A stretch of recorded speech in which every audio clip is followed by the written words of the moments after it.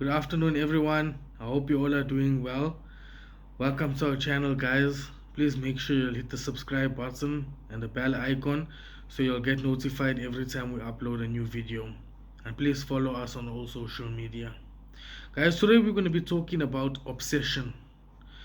I'm going to be reading from 1 John chapter 2, verses 15 to 17.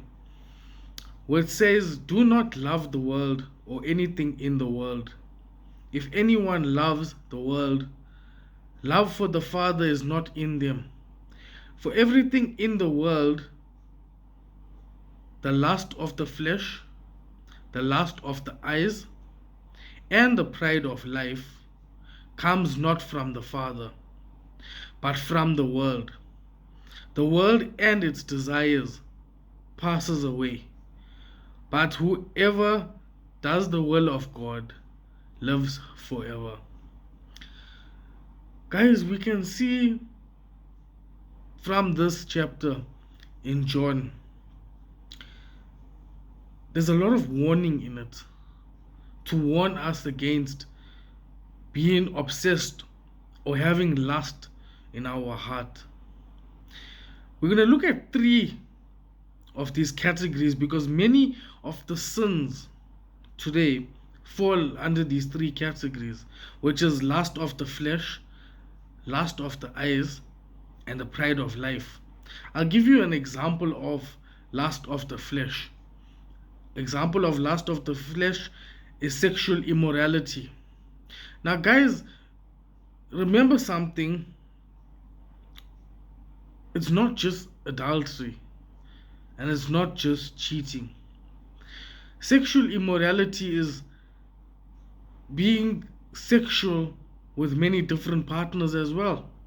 Even if you are not married, or even if you are not in a committed relationship, but you're having frequent sexual intercourse or sexual relations with many different partners, that is also sexually immoral, as well as the thought behind it. You don't have to commit the act, you don't have to go and physically sleep with somebody to be sexually immoral. You can also be sexually immoral by having lustful, perverted thoughts.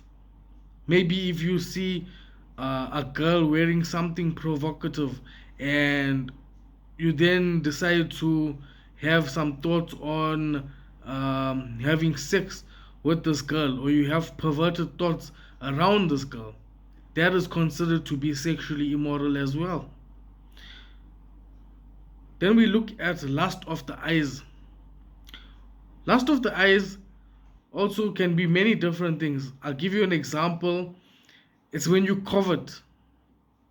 Coveting somebody else's possessions, coveting maybe their wife, coveting their husband. You know, sometimes you might go for a function, or you might see them at a work party, and you see how their husband treats the wife, or how the wife treats the husband, and then you covet over that person's partner. That is lust of the eyes. Coveting is the lust of the eyes, and it can be small things and it can be big things. You can covet over people's possessions. If you see a nice car going past and you covet over that person's car, and you wish that it was yours, and you go even further. You must remember something, that around the word coveting is not just saying, "Oh, okay, that car is nice," or "that is a beautiful car." Coveting is when you start to ask questions like, "Why is it not me? Why is that not my life?" And so forth. That is coveting. When you lust over or have like an obsession over something. It doesn't have to be physical. It doesn't have to be a materialistic thing. It doesn't have to be an object. Remember something. I'm going to get to this part now about people who obsess over their partners, people who obsess over another human being. That is not healthy and that is not normal. We'll also look at pride of life. Pride of life is like when you're proud. We even get people in the church that are very proud. They are proud to be saved, and they look down on others who are not saved. They look down on people who are not walking a righteous path. That in itself is pride of life, because they are being proud about being saved and walking on a righteous path and looking down at anybody else. That is not good. There's many forms of pride, and that is one of them. We need to rid ourselves of this prideful behavior and these prideful ways. We need not to be proud. Pride comes before a fall. We must always remember that saying. Pride always comes before a fall. It doesn't matter. Yes, we know that we are saved.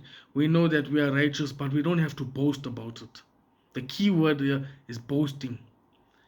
Many people are so proud in certain situations, they don't even think that they are having or falling into this category of pride of life, because they think it's normal. They think it's natural to boast, even if it is about something that is good. Boasting is not good, ever, no matter what it is about. So do not boast, no matter what it is, and do not look down on somebody else. Guys, let's go to this part where I was saying about obsession over somebody else, obsession over your girlfriend, obsession over your boyfriend, centering them around everything. That is not love, guys. You must remember something. That is lust. We see even here in John, he mentions the love of the world, but in actual fact, he's trying to get the message that do not lust over the world. Do not lust over the worldly possessions. Whether it's physical possessions or whether it's physical people. Maybe a girlfriend or a boyfriend, husband or wife. Do not lust over that person. Do not be obsessed over that person. That's why today we see if people break up, the partners are losing their minds, wanting to commit suicide. Some of them are taking the law into their own hands and trying to go and physically harm their partner or ex-partner. That is not normal, and that is the work of the devil, guys. We need to break these chains of stronghold. We need to understand that there's a difference between love and there's a difference between lust. Lust and obsession go together. See, a person can lust over you and be obsessed over you, but that person will not love you. They want you as a possession. To them, you are nothing more than a possession. That is why they lust over you. That is why they are so obsessed over you. And if something goes away from the norm, or if you maybe do something that they don't like, anger, frustration starts to set in to their heart, and you can see it. You see it by their physical behavior. They will start to sway you. They will start to fight and get more aggressive. You have to understand that and see that this is not love. This is lust. Now, there's a difference between admiring somebody's beauty. For instance, I got a girlfriend. I love her and she's very beautiful. I can compliment her on that. I can tell her how many times a day that she's beautiful. But that's admiring her beauty. But there's a difference between admiring someone's beauty or acknowledging their beauty and then lusting and obsessing over somebody. Obsessing, if you look at the key word obsession, it is very negative. You must understand that it doesn't come from a place of love. When you admire somebody, especially in a term of a partner, it comes from love. You love the person, so you think they're physically attractive, or you think that even they are attractive inwardly. But obsession and lust is totally different. So don't get it wrong.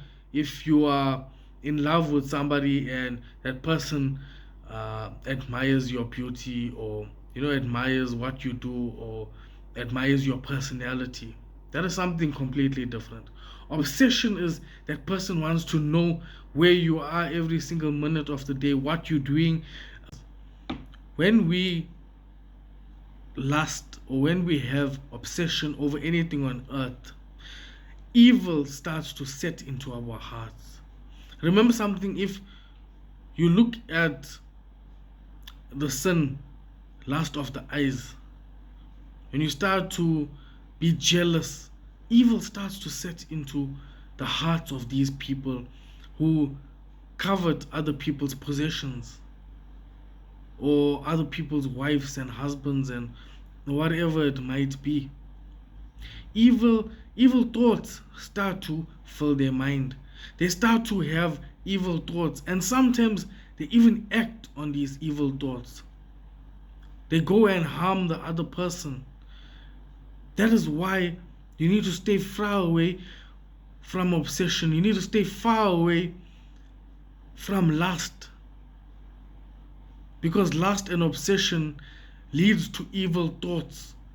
It lets evil sit into your heart. And when that evil sets into your heart, guys, it is to no benefit to you. And the devil loves it when he can place his evil in your heart, because he knows that you will do his work for him. That's why we see it so often. People who are so lustful and so obsessed. If you look at some people, guys, maybe they're lustful or obsessed with their girlfriends, and then they break up, and then evil thoughts start to set in their mind, and next thing you see that they go and physically harm that girl. They abuse her. That is when evil takes over. That is why you need to cut that lust and that obsessive ways at the beginning, at the source, when it starts. You have to stay far away from it. Now, it doesn't have to be so extreme.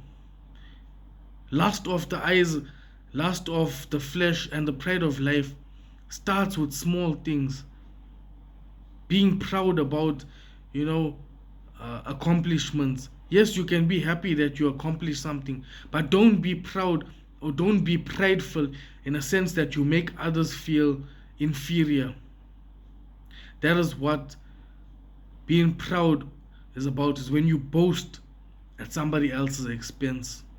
When you boast and you look down on those around you. That is being prideful. Nobody said don't be happy about your accomplishments. Don't be happy about certain things in life. But the problem arises when you start boasting and looking down on other people in life. So guys, let us be different. Let us do different. You need to understand that in life there's so many things around us, but it's all dust. It will all come back to ashes. It is just dust. Do not covet over somebody else's possessions. Do not cover over possessions or materialistic things. Do not lust over your partner. Do not lust over somebody else's partner. Do not lust over a person. Do not be obsessed over anything here on earth. Rather, focus that attention on God. Focus all that energy and all that attention on God. You rather do His will in your life. That way, you will be much more successful, and you will be able to even obtain those things that you once wanted to lust over. For instance, a car. For instance, a massive house, or whatever it is. Those possessions will come. Remember something God said that seek first his kingdom and his righteousness, and he will give you all your heart's desires, guys.